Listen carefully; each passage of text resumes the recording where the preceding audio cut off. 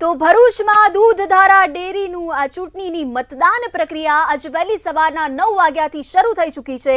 સાંજે 4 કલાક સુધી આ મતદાન પ્રક્રિયા ચાલુ રહેશે। દૂધધારા ડેરી કે જ્યાં ભાજપના જ બે દિગ્ગજ નેતાની વચ્ચે આ રસાકસી ભર્યો જંગ જામવા જઈ રહ્યો છે, ત્યારે ભરૂચના આયોજન ભવનની ખાતે આ મતદાન ચાલી રહ્યું છે। શાંતિના માહોલમાં આ મતદાન પ્રક્રિયા શરૂ થઈ ચૂકી છે। મતદાન પ્રક્રિયા પર સૌ કોઈની નજર મંડરાયેલી છે। દૂધધારા ડેરીની 14 બેઠક પર આજે વહેલી સવારથી જ ચૂંટણી પ્રક્રિયા શરૂ થઈ ચૂકી છે। સાંજના 4 કલાક સુધી આ ચૂંટણી પ્રક્રિયા ચાલુ રહેશે, ત્યારે અરુણસિંહ રાણા અને ઘનશ્યામ પટેલની વચ્ચે આ રસાકસી ભર્યો જંગ જામ્યો છે।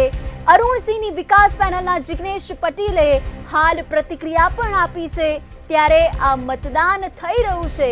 ભરૂચના આયોજન ભવનની ખાતે આ મતદાન પ્રક્રિયા શરૂ થઈ ચૂકી છે। આ ખરાખરી ભર્યો જંગ જામ્યો છે। હાલ ભરૂચ દૂધધારા ડેરીનું ચૂંટણી પ્રક્રિયા શરૂ થઈ ગઈ છે। ભરૂચ આયોજન ભવન ખાતે એનું મતદાન પ્રક્રિયા શરૂ થઈ ગઈ છે। તો આપણી સાથે વિકાસ પેનલના જિગ્નેશભાઈ પટેલ ઉપસ્થિત, આપણે એમને પૂછ્યું કે હાલ મતદાન કઈ રીતે ચાલે છે ને શું છે એમને વિશ્વાસ। જી જિગ્નેશભાઈ, અત્યારે દૂધધારા ડેરીનું મતદાન થઈ રહ્યું, આપની પેનલ છે, શું કહેશો? બસ આજે બહુ સારી રીતના મતદાન શરૂ થયું છે અને લોકો શાંતિપૂર્વક અને ઉત્સાહભેર મતદાન કરી રહ્યા છે। દૂધ ઉત્પાદકો હાલ કેટલી બેઠકનું મતદાન છે? ટોટલ 14 બેઠકનું મતદાન છે। એક બેઠક અમારી બિનહરીફ થઈ છે। આપને જીતનો વિશ્વાસ છે? મિત્ર, સંપૂર્ણ બહુમતીથી અને 100% પેનલ અમારી જીતશે। આ હતા જિગ્નેશભાઈ પટેલ, જેઓ વિકાસ પેનલના અરુણસિંહ રાણાની પેનલના ઉમેદવાર હતા અને તેઓને સંપૂર્ણ વિશ્વાસ છે કે આવનાર સમયમાં એમની સંપૂર્ણ મેજોરિટી સાથે દૂધધારા ડેરીમાં પોતાનો વહીવટ સંભાળશે। ભરૂચથી જીતુ રાણા, મંતવ્ય ન્યૂઝ। તો હાલ ભરૂચ દૂધધારા ડેરીની ચૂંટણી પ્રક્રિયા શરૂ થઈ ચૂકી છે। સાંજના 4 કલાક સુધી આ મતદાન થશે। કુલ 31 ઉમેદવારોની વચ્ચે આ જંગ જામ્યો છે। દૂધધારા ડેરીની ચૂંટણીનું આ મતદાન ચાલુ થઈ ચૂક્યું છે, ત્યારે ભાજપના બે દિગ્ગજોની વચ્ચે આ રસાકસી ભર્યો આ જંગ જામ્યો છે। કોણ બાજી મારશે તે જોવું રહ્યું છે। સૌ કોઈની નજર હાલ મંડરાઈ રહી છે।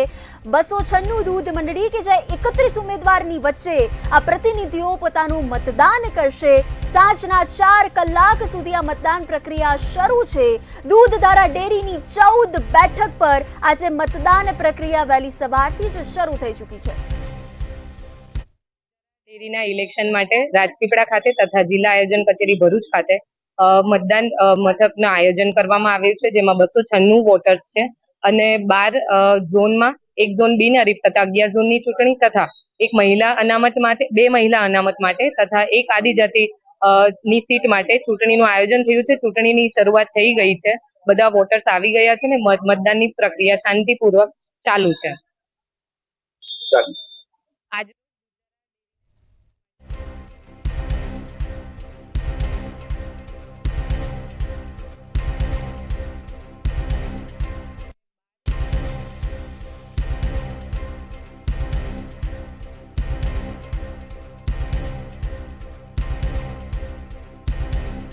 તો ભરૂચ દૂધધારા ડેરીની ચૂંટણી પ્રક્રિયા હાલ શરૂ થઈ ચૂકી છે।